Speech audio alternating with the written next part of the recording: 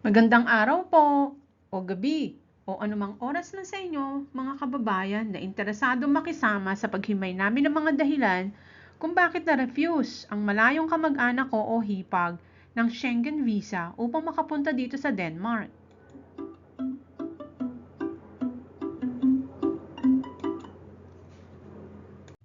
Dapat sana ay kasama ko siya ngayon sa pagbabakasyon sa loob ng 3 linggo, lalo na at summer vacation dito. Nalungkot talaga kami sa nangyari. Napurnada ang vacation plan namin. 1 taon pa naman namin pinlano yung petsa na pareho kaming available. Hindi bale, maiba pa namang paraan para magkita at magkasama kami uli.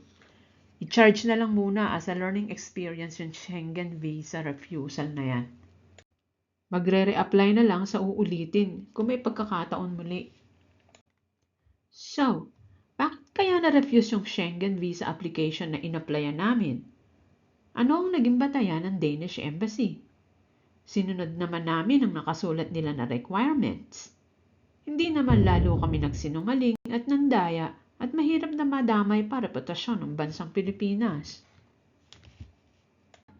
Tingnan nyo ang nag-iisang dahilan, and out of 17 reasons, yung number 13 ang may X. Yun lang at wala nang iba pa. Sabi dito, there are reasonable doubts as to your intention to leave the territory of the member states before the expiry of the visa.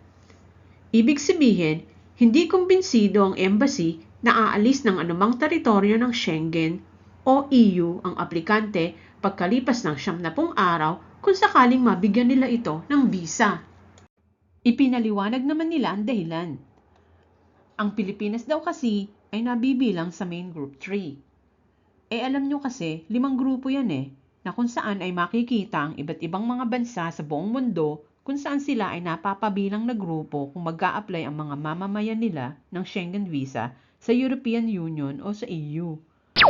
Sa bawat grupo ay may mga nakapaloob na iba't ibang batayan kung sino ang mabibigyan ng Schengen visa. Hindi lahat ng mga bansa sa mundo ay kasali sa 5 grupo na ito. Siyempre, yung mga mayayaman at mauunlad na bansa na hindi kasali sa 5 grupo ay kadalasan na madaling nabibigyan ng visa kung sakali. Pero depende nila yon sa mga kasunduan nila sa kinauukulan sa EU. At dahil sa Group 3 na bibilang ang Pilipinas, binigyan diin ng embassy na tanging malalapit na kapamilya lamang ang binibigyan ng visa at sila ay ang mga sumusunod. Visa will normally be granted to spouses, cohabiting partners or boy/girlfriends, children, regardless of age, and their accompanying spouse, parents and their accompanying spouse, siblings and their accompanying spouse. Sa grupo na ito ay maaari ding mag-imbita ng mga malalapit na kamag-anak na ang batayan ay ang business o cultural visit. Sa pangkalahatan daw, ayon sa paliwanag ng embassy, ay hindi sila nagbibigay ng visa sa mga Pilipino kung ang pagbabatayan ay turismo at pagdalaw sa mga kapamilya o mga kaibigan. Saan kaya kami kinulang dito? Siguro hindi siya na-approve mag-isa dahil hindi ko siya kadugo. Dahil nga asawa siya ng kapatid ko.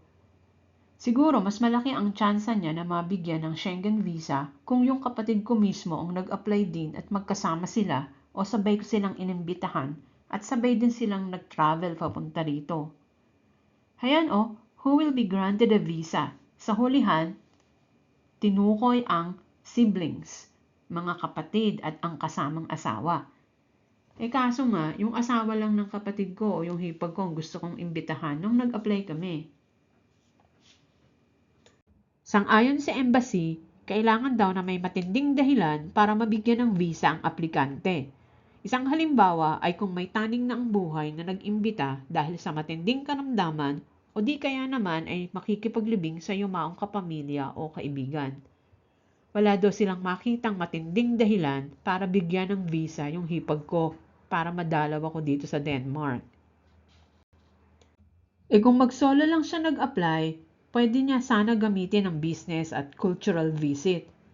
Kaso, hindi naman kami qualified sa purpose na ito Hindi din pala porke may invitation ng citizen ng host country, mabibigyan ka na ng visa. Kung madami na kayong natututunan sa video na ito, mag-subscribe na kayo. Paki-like at paki-share na rin sa iba dahil yung mga ibinabahagi ko ditong mga content ay updated ngayong year 2024 at kapupulutan ninyo ng kaalaman, kaunti man o marami. Okay, magpatuloy na tayo. Wala namang problema sa medical travel insurance policy kasi over 30,000 euro pa nga yung insurance coverage. Kaya lang may suspecha ako na nakita nila yung itinerary na isinulat sa policy ng insurance company. Dapat siguro hindi na iyon inilagay sa medical insurance policy. Basta nakalagay sa policy na accredited o recognized yung travel insurance company na iyon sa 27 member states sa Schengen. At nakalagay ang toll-free telephone number sa policy at cashless admission lang kapag na-admit for medical emergencies. No kayang comment dito ng mga travel insurance companies? Comment naman kayo. Kung hindi din naman pala effective ang invitation para mabigyan ng Schengen visa ang ating mga distant relatives at mga friends para makapamasyal, di mag-tourist visa na sa susunod na mag-reapply or better yet, ibang bansa na lang muna ang pasyalan. Mahirap naman ipilit kung hindi mo swerte na mamasyal sa ibang bansa na ina-applyan. Kasi hodang tama ang intensyon at ginagawa natin bilang mamamayan ng Pilipinas. Kaya lang, kapag tourist visa naman, hindi na kailangan ng invitation from the host. Ang aplikante na mismo ang magpapatunay na kaya niyang maglakbay. Kaso iba din ang mga requirements dito. Depende kung anong klaseng tour ang gagawin ng aplikante, kung solo ba o group tour. At kung magtuturista, nako, syempre, baka i-require muna siya na magturista muna sa malalapit na bansa para patunayan na mahilig talaga siya magturista. Baka iniisip ng mga konsul, aba, hindi pa nakakapamasyal sa malalapit na bansa, ang gusto agad sa malayo? Mag-umpisa muna syempre sa malalapit na bansa at magparami ng visa arrival at exit stamps sa passport as tourist. Sa bagay, gano'n naman talaga kapag ang layunin mo ay makapamasyal. Magastos. Talagang tanging ang mga consul lang ang nakakaalam kung bakit nila ina-approve at nire-refuse ang mga visa application natin.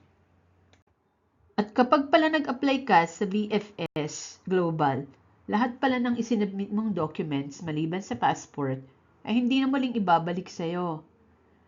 Kaya kapag nag-apply ulit, ay panibago mga papeles muli ang isasubmit. Gastos na naman. At dyan na muna nagtatapos ang aking paglalahad ng aming karanasan sa pag-a-apply ng Schengen Visa sa Danish Embassy. Madami kaming natutunan dito. Sana gayon din kayo. Pakiramdam ko minalas lang talaga yung aplikante. Magre-reapply na lang kami ulit. Total, may 26 na bansa pa namang natitira na pwede niyang applyan. Kung may mga tanong o comment kayo tungkol sa video na ito, pakisulat lang sa comment section. Remember to subscribe and like this video to get notified. I wish you all well and continue your great day. Thanks for watching.